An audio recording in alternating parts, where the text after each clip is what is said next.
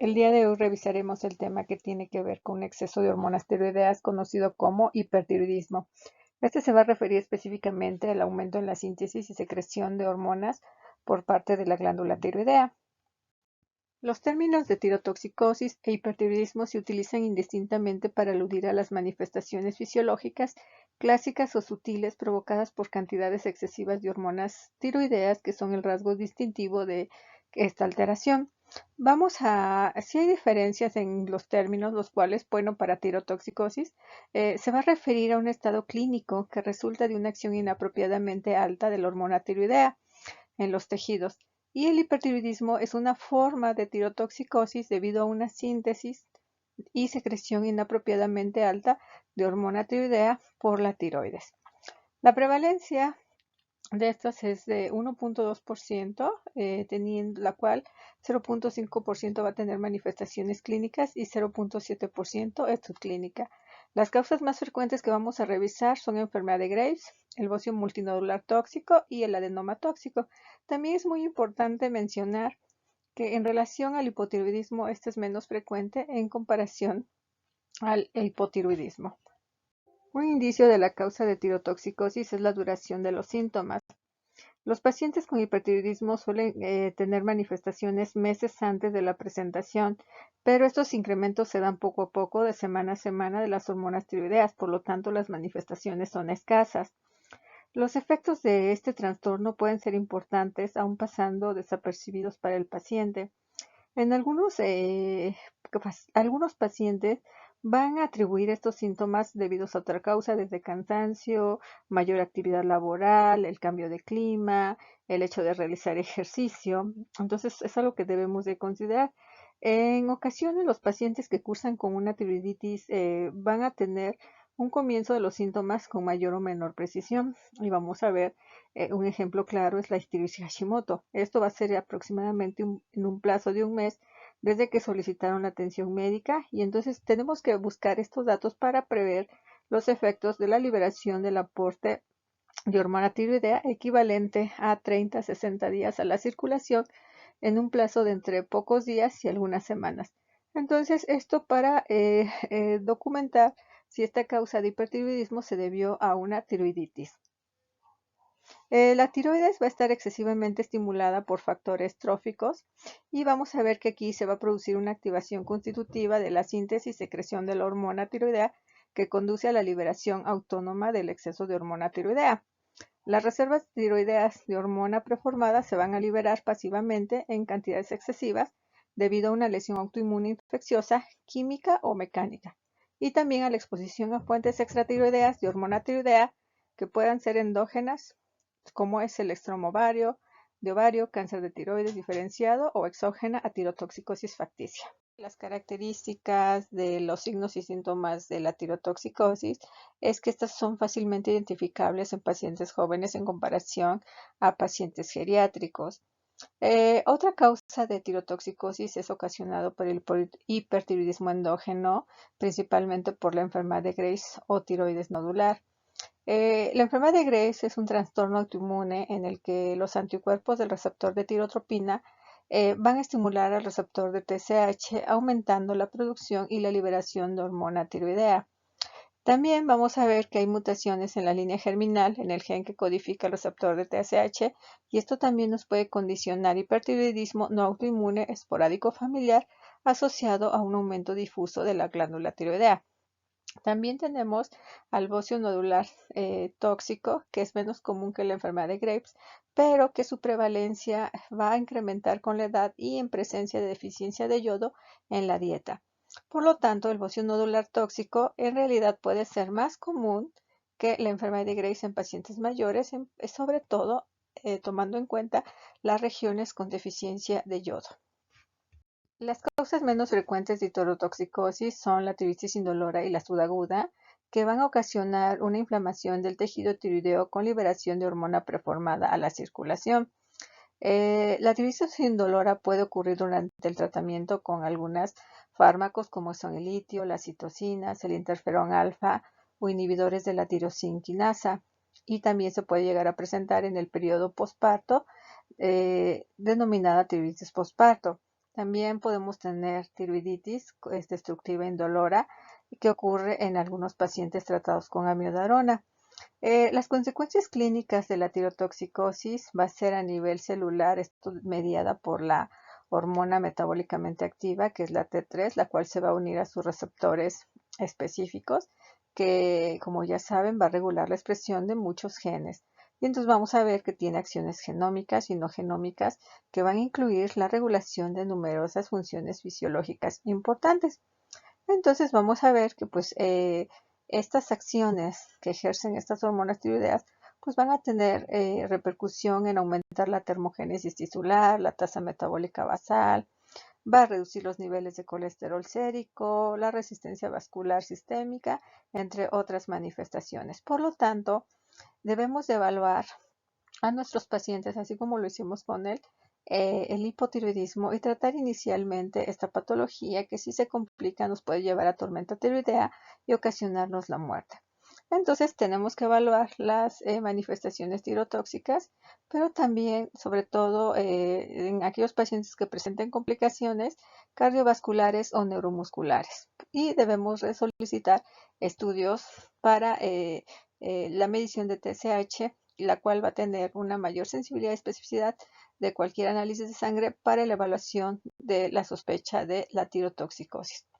Y para tener una precisión diagnóstica, tenemos que evaluar también a los niveles de T4 y T3 total. En la evaluación del hipertiroidismo también tenemos que determinar, aparte de la TSH, la determinación de T4 libre y T3 total. Vamos a ver que hay una relación logarítmica lineal inversa entre T4 libre y TSH, y por lo tanto debemos de considerar que pequeños cambios en la T4 libre nos van a dar como resultado grandes cambios o modificaciones en las concentraciones séricas de TSH. Entonces debemos de considerar y no se nos debe de olvidar que la TSH es más sensible que las mediciones directas de la hormona tiroidea para evaluar el exceso de hormona. Vamos a ver que en el hipertiroidismo manifiesto o clínico vamos a tener valores o concentraciones de hormonas tanto de T4 como de T3 elevadas, y la TSH sérica va a estar disminuida. Generalmente está por un valor de menor de 0.01 miliunidades por litro, sobre todo si se realiza con ensayos de tercera generación. Vamos a ver que en el hipertiroidismo leve podemos tener la T4 total y la T3 y la T4 libre pueden ser normales, pero la T3 puede estar ligeramente elevada y la TSH sérica será baja o indetectable. A este fenómeno se le conoce como T3 toxicosis, y esto lo debemos de considerar porque representa las primeras etapas de hipertiroidismo causado por enfermedad de Graves o nódulo tiroideo de funcionamiento autónomo. También vamos a ver que tenemos el hipertiroidismo subclínico, que consiste de valores de T4 libre normal, T3 total normal o T3 libre con una concentración de TSH anormal, que esta significa que va a estar disminuida. También tenemos otras alteraciones como es la hipertiroxinemia eutiroidea, que es un trastorno de la proteína de unión a la hormona tiroidea, que van a causar concentraciones séricas totales elevadas de T4 y concentraciones séricas totales elevadas de T3, y en las cuales pues va a haber ausencia de hipertiroidismo. La hipertiroxinemia eutiroidea se ha utilizado para describir trastornos de la proteína transportadora de hormona tiroidea. Esta nos va a condicionar un incremento de concentraciones de T4 en ausencia de hipertiroidismo.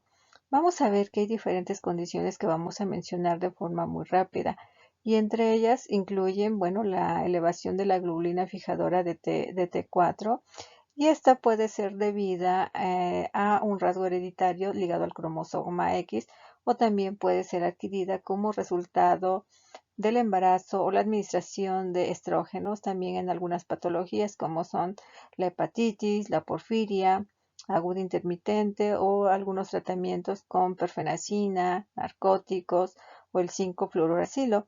También tenemos otras causas como son los fármacos que nos van a inhibir la conversión de T4 a T3, como es la miodarona o el propanolol, que se utilizan dosis altas en pacientes que tengan cuadros de psicosis aguda, y el abuso de anfetaminas también nos puede condicionar estas alteraciones.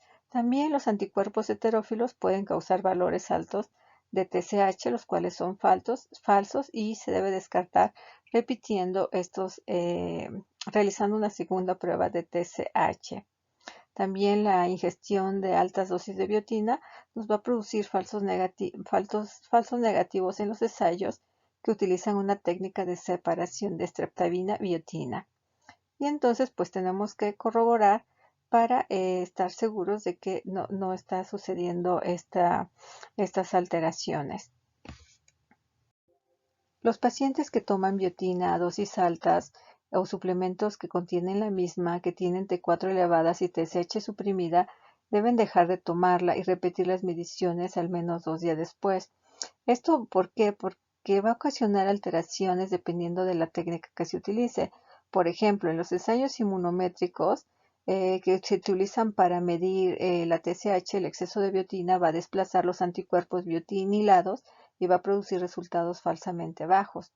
Sin embargo, si tomamos ensayos de unión competitiva que se van a utilizar para medir la T4 libre, el exceso de biotina va a competir con el análogo biotinilado y nos va a dar como resultado niveles de T4 excesivamente elevados. Para determinar la etiología de la tirotoxicosis se deben de tomar en cuenta varios parámetros. Entre ellos va a ser la medición de anticuerpos del receptor de tirotropina, la determinación de captación de yodo radioactivo y la medición de flujo sanguíneo tiroideo por medio del ultrasonido, y también se puede realizar estudios como la gammagrafía, los cuales nos van a sugerir la causa de la tirotoxicosis.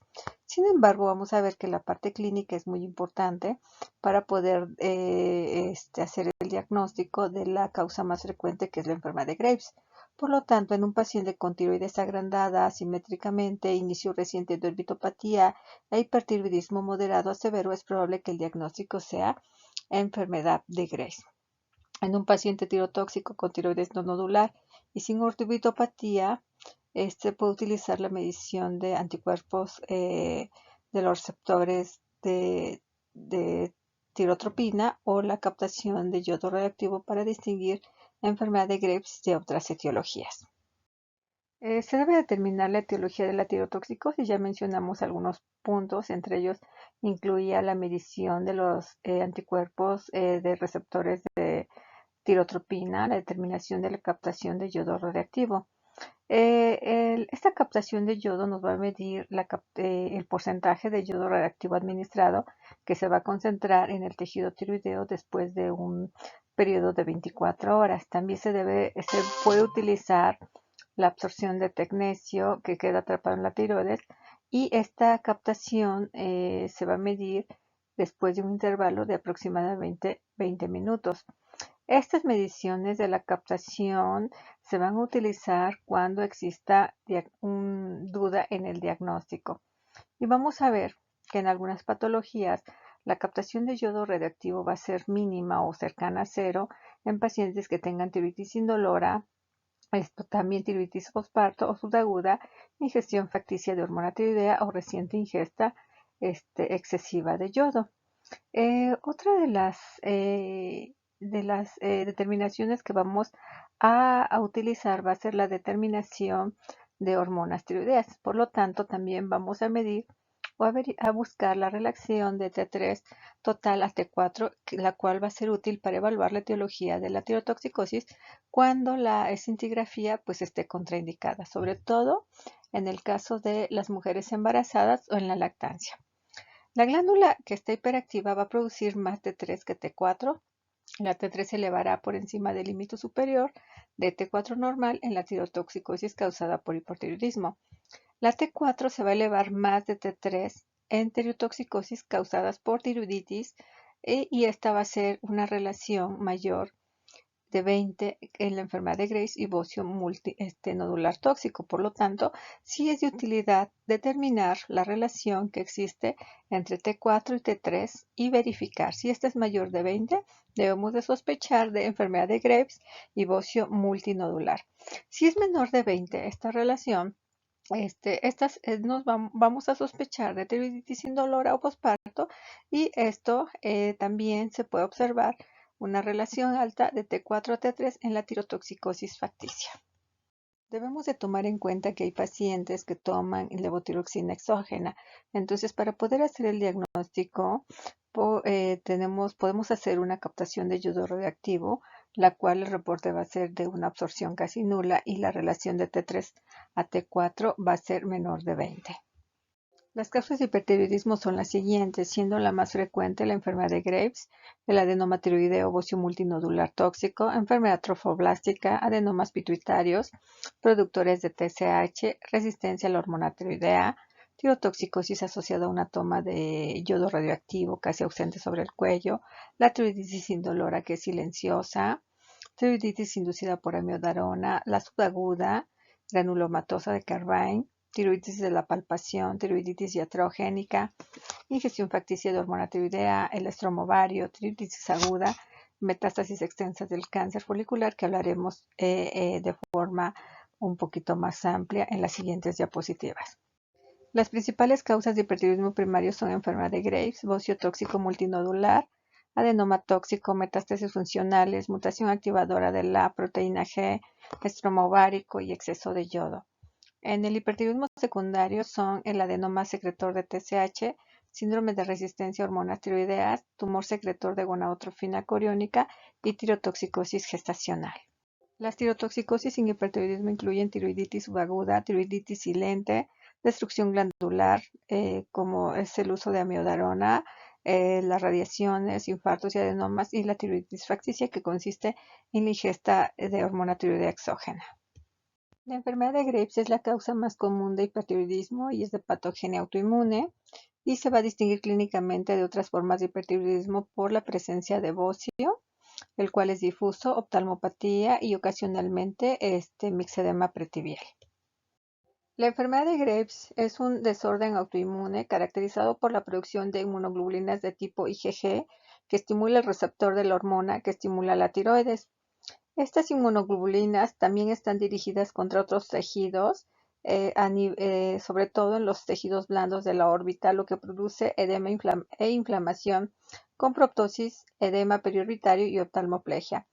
La asociación que hay entre el hipertiroidismo y la enfermedad ocular resulta de la presencia de proteínas receptoras, la TSH-like, dentro del músculo y la grasa orbitaria.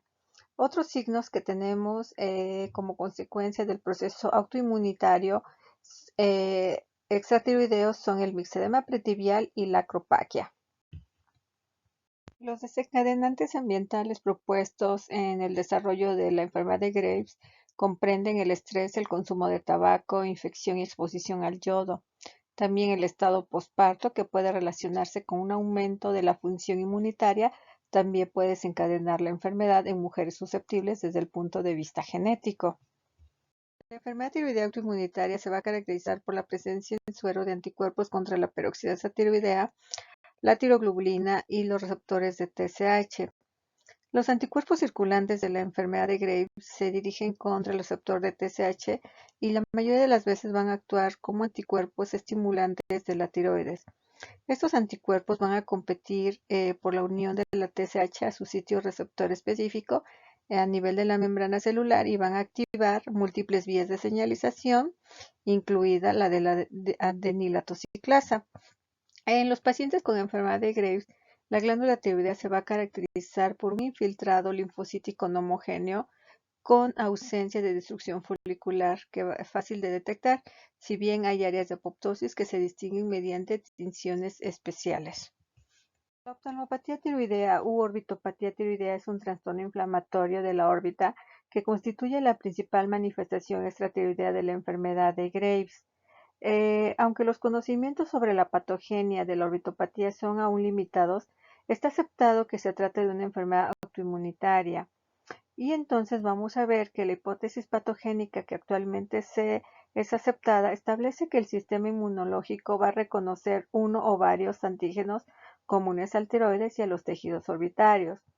Y entonces vamos a ver que estos datos nos orientan a que se trata del receptor de TSH, en el cual los fibroblastos orbitarios pues van a tener una expresión de receptores de TSH. También vamos a ver que la prevalencia de orbitopatía tiroidea en los pacientes con enfermedad de Graves es más alta cuanto más altas son las concentraciones de anticuerpos antirreceptor de TSH, y la actividad y la gravedad de la oftalmopatía se va a relacionar directamente con las concentraciones de anticuerpos antirreceptor de TSH. La secuencia de los acontecimientos patogénicos en relación a la presentación se van a deber a que las células T dirigidas contra los antígenos orbitarios, que aún no están muy bien identificados y que muy probablemente se deban al receptor de TSH, van a llegar a la órbita y se van a unir a los fibroblastos orbitarios que expresan este antígeno compartido con la tiroides. Estos linfocitos T van a liberar citocinas, entre ellas el interferón, la interleucina, el factor de necrosis tumoral alfa y el factor de crecimiento transformante beta, van a inducir la producción de glucosaminoglucanos por parte de los fibroblastos, así como la síntesis de proteínas inmunomoduladoras implicadas en el reclutamiento de las células T por parte de los fibroblastos orbitarios. Y entonces se va a producir la diferenciación de una subpoblación de fibroblastos orbitarios en adipocitos y el edema, y se va a generar un edema debido a la retención de agua por parte de los glucosaminoglucanos, y el incremento de la cantidad de grasa van a provocar un aumento del contenido orbitario que dará lugar a las manifestaciones clásicas de la orbitopatía por enfermedad de Graves. También vamos a ver que hay otros antígenos que están implicados en la patogenia de la orbitopatía tiroidea. Entre ellos van a ser la porción terminal del factor de transmisión, el FOXP1, conocido como la proteína G2S. Los linfocitos T y B se van a filtrar en la órbita y van a activar la célula diana de la respuesta inmune, el fibroblasto peradipocítico orbitario, que prolifera y segrega citocinas inflamatorias como son el factor de necrosis tumoral alfa, la interleucina B, el interferón gamma, interleucina 6, interleucina 10, interleucina 17, y los glicosaminoglucanos, que en concreto el ácido hialurónico en el espacio intersticial. Las manifestaciones clínicas relacionadas a la oftalmopatía por Graves son el exoftalmo, la proptosis por crecimiento del músculo extraocular, hiperactividad simpática del músculo elevador del párpado, quemosis, hiperemia conjuntival, úlceras corneales. También hay diplopia causado por la fibrosis muscular, y por último, en etapas más avanzadas puede haber ceguera. Debido a la hiperactividad simpática y retracción palpebral, apertura palpebral ancha, ptosis, expresión de susto, admiración, parpadeo infrecuente y la ausencia de arrugas en frente al mirar hacia arriba.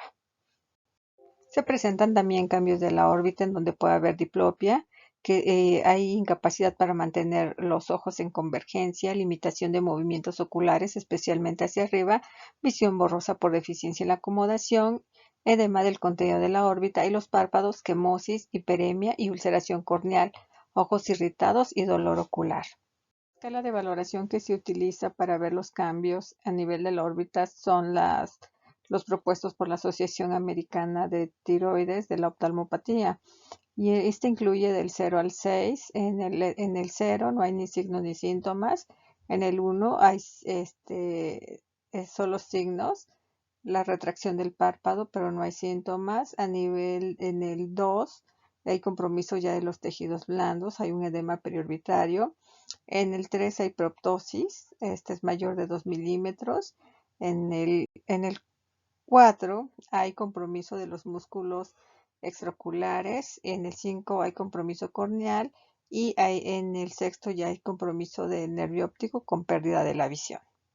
Aquí se muestran los cambios que se observan en la oftalmopatía, que son afectación corneal, es la hiperemia, el edema a nivel palpebral, el exoftalmos, la retracción ocular que se presenta en la orbitopatía tiroidea. El tratamiento de la orbitopatía va a depender fundamentalmente del estadio de la enfermedad orbitaria, de su grado de afectación y del compromiso visual del paciente. Vamos a ver que esto se va a clasificar en dos, los tratamientos en dos grupos. Los pacientes que tienen orbitopatía activa, que están en fase inflamatoria, van a ser tratados con esteroides, radioterapia o inmunosupresores. Y los pacientes con orbitopatía no activa, en fase no inflamatoria, deben ser tratados quirúrgicamente y en caso necesario mandarlos a rehabilitación, entre ellas las cirugías que se realizan son la descompresión orbitaria, la retracción palpebral, el estrabismo, la lipectomía periorbitaria y la blefaroplastía. En el caso de la orbitopatía activa, cuando en los pacientes hay una inflamación mínima, sin embargo no hay evidencia clínica de ella, pero los pacientes refieren sintomatología como son la sensación o dolor a la motilidad, el lagrimeo, deben iniciar dosis de esteroides a una dosis de 90 a 120 miligramos de prednisona al día, y esto aproximadamente por 10 días. Y si se presenta una respuesta positiva, se debe seguir una reducción progresiva del tratamiento hasta por 4 o 6 semanas. También en casos más severos, cuando haya mayor inflamación, también se van a utilizar esteroides pero a dosis mayores para conseguir no solo efectos antiinflamatorios. También los esteroides van a interferir en la función de los linfocitos T y B y van a reducir los neutrófilos y los macrófagos, así también como los monocitos, al inhibir las citocinas como mediadores y actuar también sobre los fibroblastos, sino también van a disminuir la síntesis y la secreción de glucosaminoglicanos, ¿sí? Y van a tener un efecto inmunosupresor. Entonces vamos a ver que cuando otorgamos una dosis de 60 miligramos de prednisona en pacientes que tienen actividad evidente, pues esta dosis prácticamente va a ser insuficiente. Y entonces lo único que vamos a tener en estos pacientes va a ser efectos adversos de los corticosteroides. Por lo tanto, se tiene que incrementar la dosis y se debe prolongar por mucho más tiempo. Entonces también vamos a ver que, bueno, las dosis que se van a utilizar en estas, cuando hay una inflamación importante, va de 120 a 150 miligramos al día por mínimo 9 días. Igualmente se valora si la respuesta es positiva, se va a disminuir la dosis progresivamente hasta 30 días. Ya posteriormente va a continuar con una dosis mínima de mantenimiento, esto por un periodo aproximado de 2 a 3 meses. En este caso, si no responde, bueno, podemos tener una alternativa como es el uso de la metilprednisolona de 1 gramo por 3 días seguidos o alternos por 4 o 5 semanas.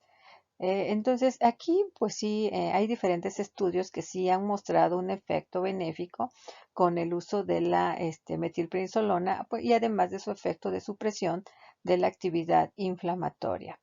Los pacientes en estos casos pueden llegar a requerir en promedio 3 pulsos, pero se puede repetir incluso hasta por 6 veces. Entonces, pero aquí lo importante también es cuidar que no se presenten efectos adversos con el uso de corticoides, como vamos a ver más adelante, que es, bueno, el hirsutismo, la hipertensión arterial, el aumento de peso, incluso la enfermedad de Cushing iatrogena. En aquellos pacientes que tengan mala respuesta al tratamiento esteroideo y que, sobre todo en aquellos pacientes diabéticos, que tienen alguna ya complicación, pues podemos utilizar algunos inmunosupresores como son la ciclosporina, la ciatropina, la ciclofosfamida y el metrotexate. Y también va a haber unos fármacos que están en fase de estudio como son el uso de la somatostatina, las inmunoglobulinas, el complemento mineral con antioxidantes, incluso el uso de la colchicina. Sin embargo, bueno, también hay otra opción que es la radioterapia a dosis de 20 grays y el cual pues también nos va a disminuir la actividad inflamatoria. Sin embargo, bueno, también aquí hay ¿cómo se llama? Datos que son o controversias en el uso de la radioterapia. Por lo tanto, el que tiene que hacer la evaluación acerca de la oftalmopatía debe ser el experto, en este caso el especialista en oftalmología, para individualizar el tratamiento de cada uno de estos pacientes. Otra causa de hipertiroidismo es el bocio multinodular o conocido como enfermedad de Plumers. En el bocio multinodular va a haber una hiperplasia focal o multifocal de las células foliculares tiroideas con producción no regulada de hormona tiroidea. Dentro de su patogenia, bueno, se ha descrito las mutaciones que activan el gen del receptor de TSH, que parece ser el mecanismo subyacente que aumenta la producción de adenilciclasa independientemente de TSH. El bocio tóxico multinodular es más frecuente en zonas con deficiencia de yodo. También se presenta en pacientes geriátricos, en quienes se tiende a manifestar como algo que se describe en la literatura como tirotoxicosis hepática.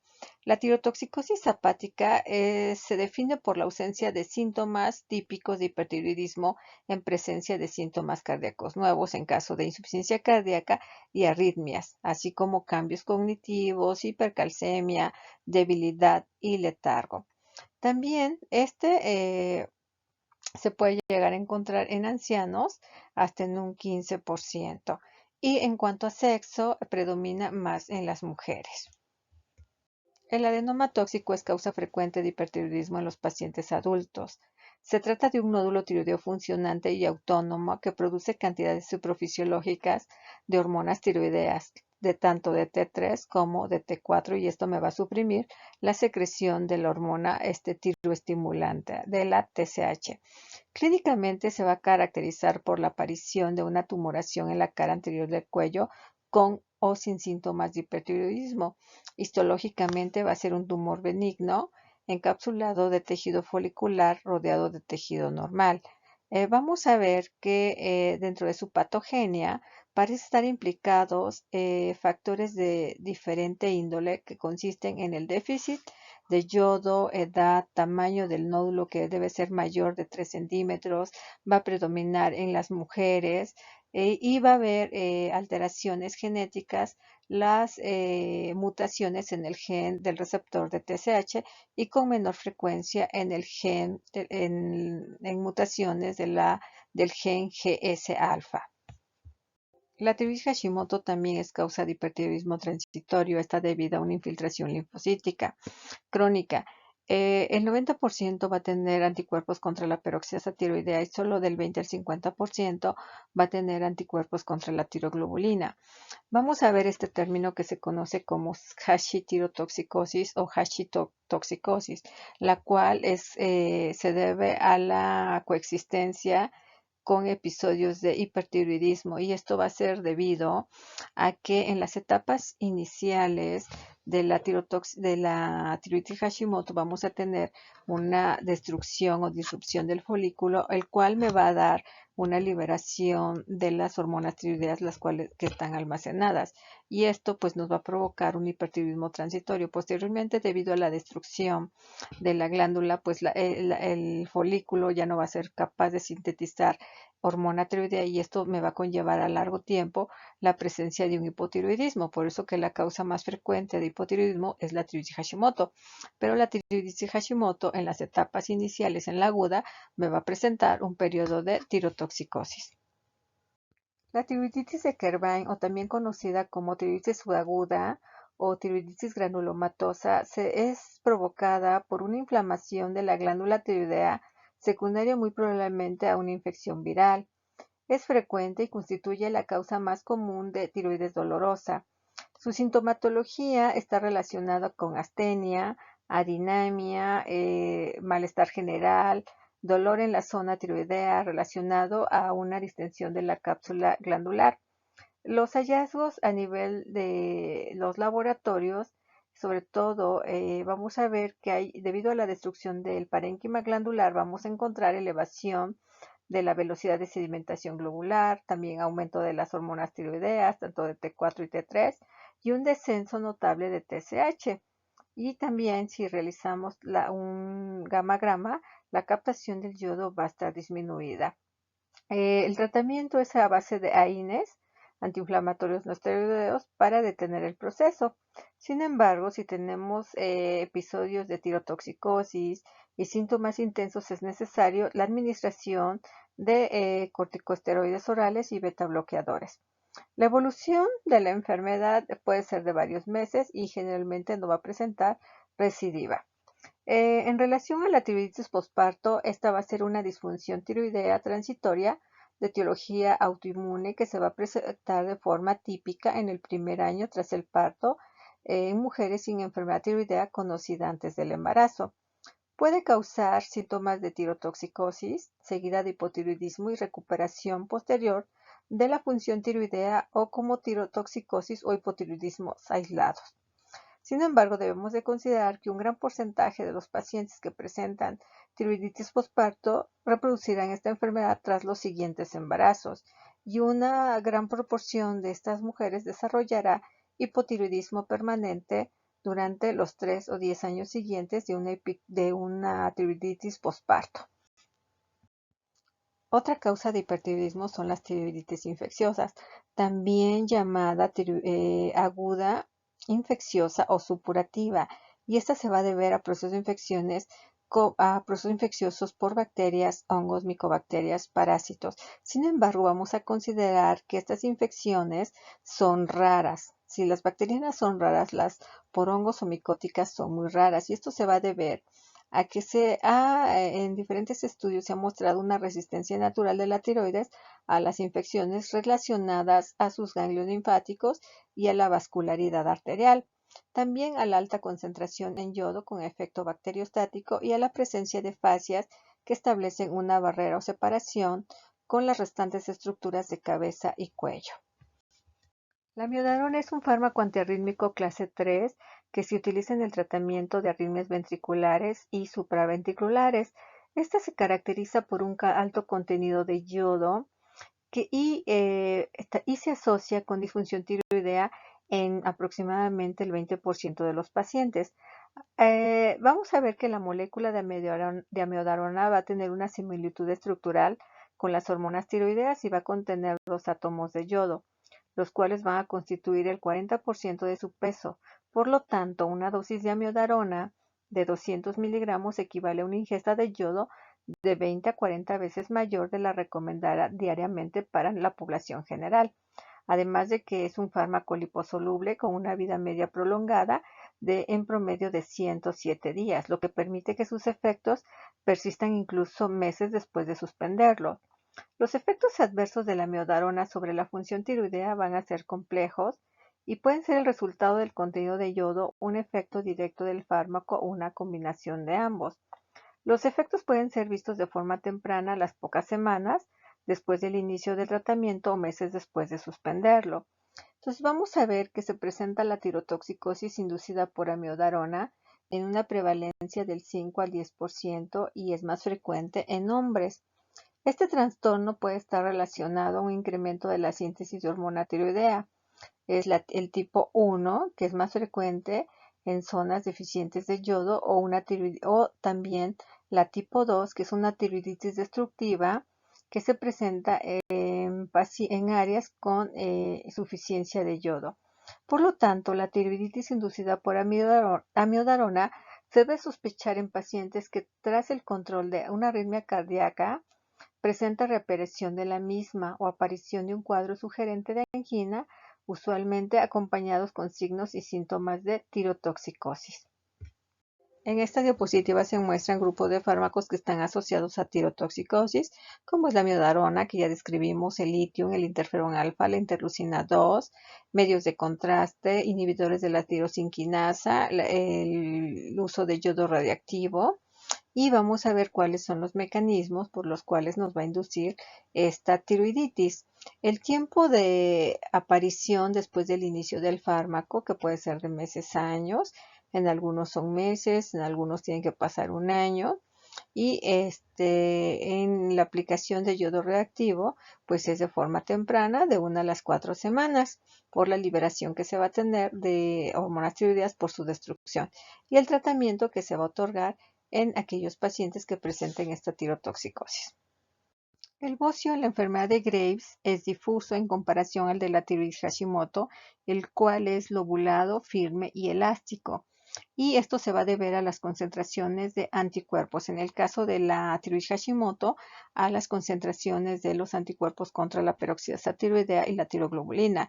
y en el caso de la enfermedad de Graves en relación a los niveles de anticuerpos contra los receptores de la TSH. Las manifestaciones clínicas de hipertiroidismo se dividen en signos y síntomas. Los más frecuentes son el aumento del apetito, pérdida de peso, palpitaciones, temblor fino distal, aumento de la sudoración, piel caliente y enrojecida, náuseas y vómito, irregularidades menstruales, fertilidad disminuida, dificultad para dormir, fatiga, bocio y oftalmopatía, aunque también vamos a encontrar síntomas que son menos comunes, como son la disnea, el prurito, la dispepsia, vómitos, la cialorrea, sed, poliuria y oligomenorrea con pérdida de la libido. En algunos, bueno, también debemos buscar diferentes signos para hipertiroidismo, de los cuales pues se han descrito bastantes, en los cuales yo les enviaré un artículo donde se mencionan los principales. Les voy a mencionar algunos que se relacionan con la exploración principalmente de los músculos oculares, que tienen que ver con el signo de Abadie, el signo de Boston, el signo de Cowen, el signo de Dalmadés, el signo de Enroth, el signo de Greff, el signo de Groco y una serie de signos que vamos a revisar. Eso se los enviaré para que los tengan presente en un artículo y hagan esta revisión y no se les olviden. Una vez establecido el diagnóstico de hipertiroidismo por medio de la determinación de TSH y hormonas tiroideas y determinar la causa que lo provoca, vamos a iniciar su tratamiento, de los cuales vamos a describir cuáles son las indicaciones y las contraindicaciones de los tratamientos en relación a yodo radioactivo, antitiroideos y la cirugía, que son los tratamientos que se utilizan en el hipertiroidismo.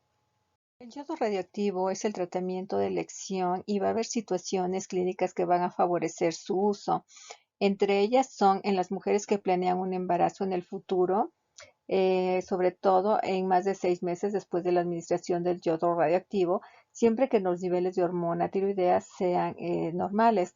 También se va a utilizar en aquellos individuos con comorbilidades que aumentan el riesgo quirúrgico y pacientes con cuello previamente operados o irradiados externamente, o que haya una falta de acceso a un cirujano de tiroides de alto volumen y está contraindicado, y que esté contraindicado el uso de antitiroideos, o que no logren el eutiroidismo durante el tratamiento con el uso de fármacos antitiroideos.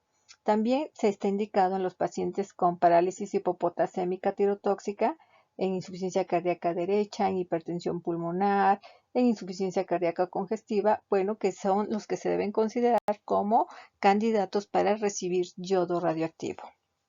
Las contraindicaciones definitivas para el uso de yodo radioactivo son el embarazo, la lactancia, cáncer de tiroides o la sospecha de cáncer, y personas que no puedan cumplir con las pautas de seguridad de radiación, y se usan con precaución en aquellas mujeres que planean un embarazo en menos de 6 meses.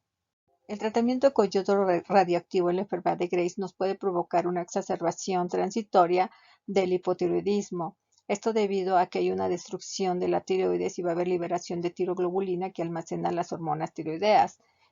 Por ello es que nos va a condicionar, o nuestros pacientes pueden presentar un hipertiroidismo transitorio. Por ello es recomendable a nuestros pacientes llevarlos en estado eutiroideo previo a la administración del yodo radioactivo, con la aplicación de fármacos antitiroideos e incluso usar beta bloqueadores. Posterior a ello, ya que se va a aplicar el yodo radioactivo, ¿cómo se va a realizar el cálculo del mismo? Bueno, la actividad del yodo radioactivo terapéutico se puede calcular con la cantidad de radiación que se depositará por gramo. Y este trabajo lo realiza el especialista en medicina nuclear. Incluso las indicaciones del yodo se envían al médico para que lo valore, y se ha observado, y de acuerdo a diferentes estudios clínicos, que es suficiente una dosis de 10 milicurie para llevarlo a un estado eutiroideo o hipotiroideo. La evidencia muestra que para lograr un estado hipotiroideo es necesario la aplicación de 150 milicurie. Sin embargo, hay diferentes estudios basado en ensayos con diferentes dosis de yodo radioactivo que va desde 5.4 a 15.7, en los cuales se observó que hay un 61% de éxito con la aplicación de 5.4 milicurie para que nuestro paciente llegue a un estado hipotiroideo. Con 10 milicurie alcanza un 74%, con 15 milicurie el 81% y vemos que con 15.7 milicuries alcanza el 86%.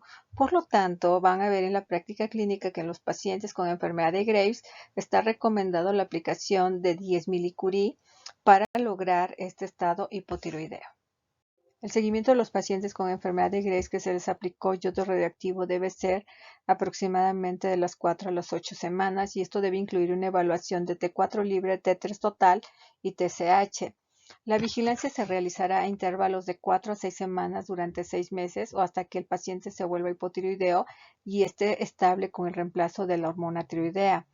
El hipotiroidismo puede ocurrir a partir de la cuarta semana, con un 40% de pacientes hipotiroideos a las 8 semanas y mayor del 80% a las 16 semanas.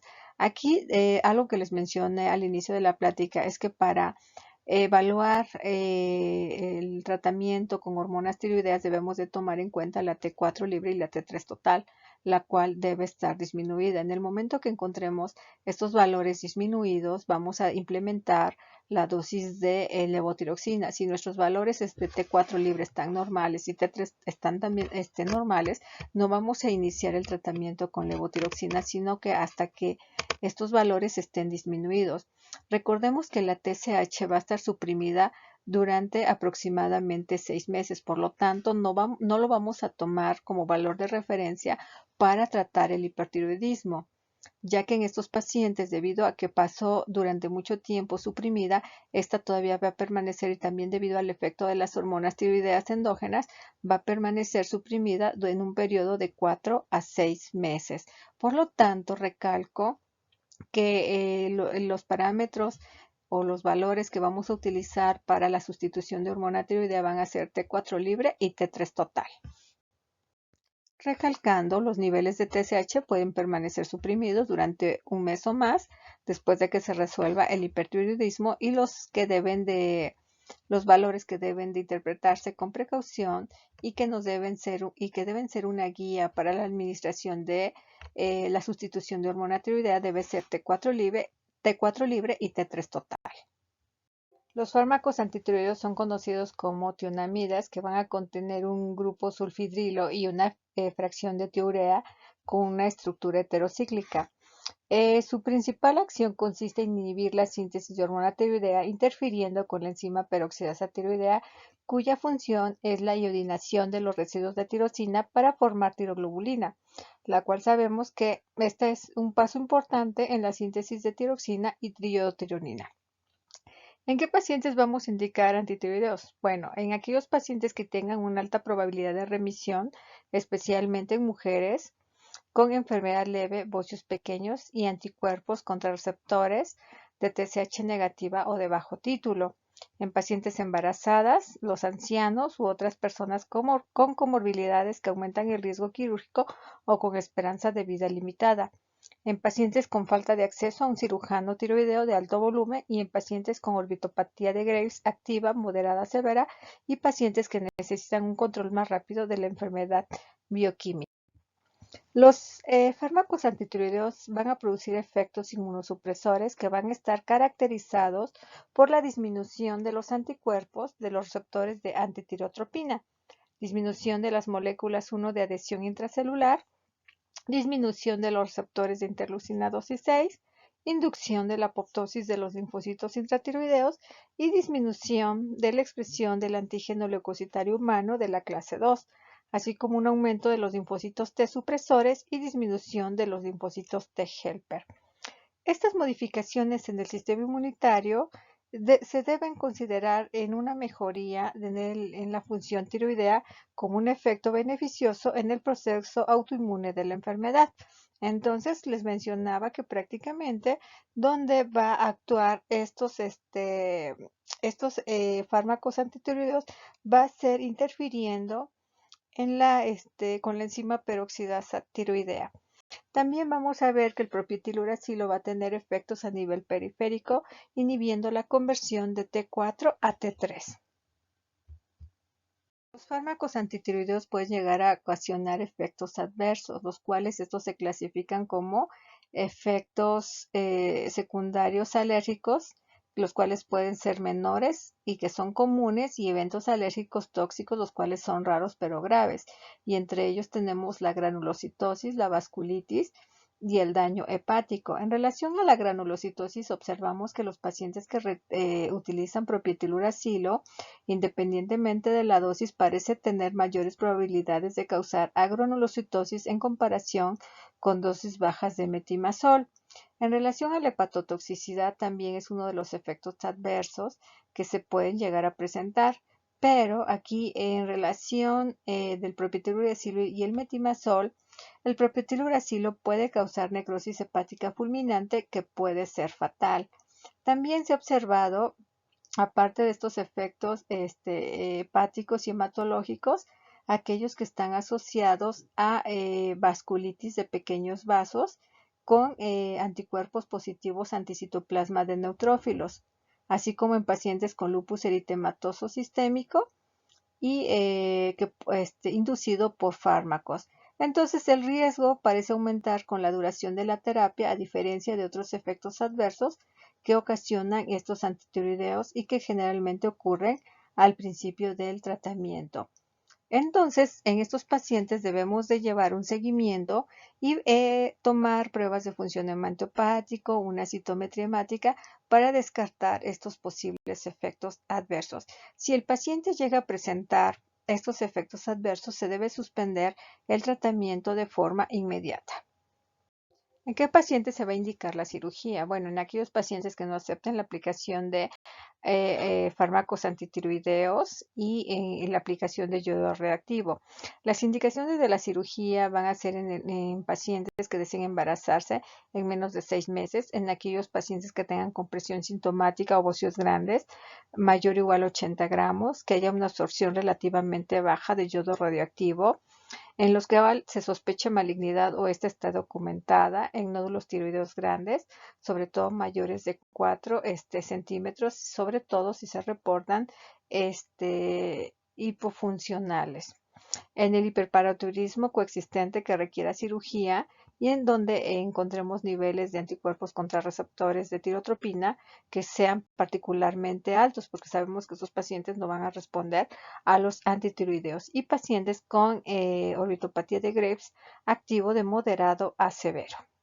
Describiré brevemente otras causas de hipertiroidismo, y entre ellas tenemos aquel inducido por yodo, que es poco común en la actualidad y generalmente es autolimitado, pero puede en ocasiones persistir durante meses.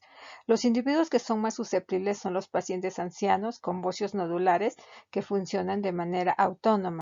El estroma ovárico maligno es un tumor de ovario poco frecuente, y su característica sobresaliente es el componente tisular tiroideo superior a 50% o sus características malignas. Este va a carecer de manifestaciones clínicas típicas y de estudios específicos de laboratorio que nos den certeza en el diagnóstico. Su pronóstico es incierto y el tratamiento adecuado aún no se establece de forma definitiva. Los pacientes con coriocarcinoma, incluido el embarazo molar y el cáncer testicular, pueden presentar tirotoxicosis debido al efecto de la hormona gonadotrofina coriónica derivada del tumor sobre el receptor de TSH. Esta estimulación cruzada solo ocurre a niveles muy altos de esta hormona, ya que la hormona gonadotrofina coriónica humana es un agonista débil para el receptor de TSH. Por lo tanto, los pacientes con coriocarcinoma testicular que presentan tirotoxicosis manifiesta pueden tener una enfermedad ampliamente metastásica en el momento de la presentación. La tiroiditis facticia es la causada por ingestión de hormona tiroidea exógena.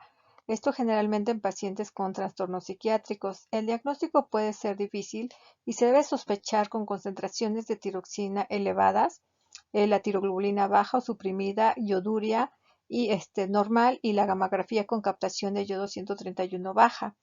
Hay que hacer el diagnóstico diferencial con otras causas de hipertiroidismo con gammagrafía con captación de yodo 131 bajo, también con la tiroiditis subaguda, el estroma ovario, la metástasis de cáncer tiroideo e hipertiroidismo inducido por yodo. El tratamiento de esta tiroiditis se basa en beta bloqueadores para minorar los síntomas y evitar riesgos iatrogénicos en estos pacientes.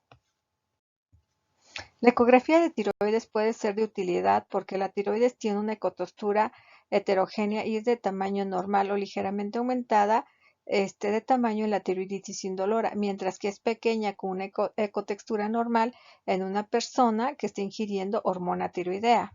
La tiroiditis por metástasis, bueno, se presenta en el cáncer folicular primario o un cáncer de tiroides folicular metastásico y puede tener anticuerpos contra los receptores de TSH coexistente como la causa próxima de tirotoxicosis. Las metástasis funcionales se tratan con yodo radioactivo con adición de antitiroideos según sea necesario para el hipertiroidismo persistente. Los pacientes con cáncer de tiroides folicular metastásico masivo también pueden presentar tirotoxicosis.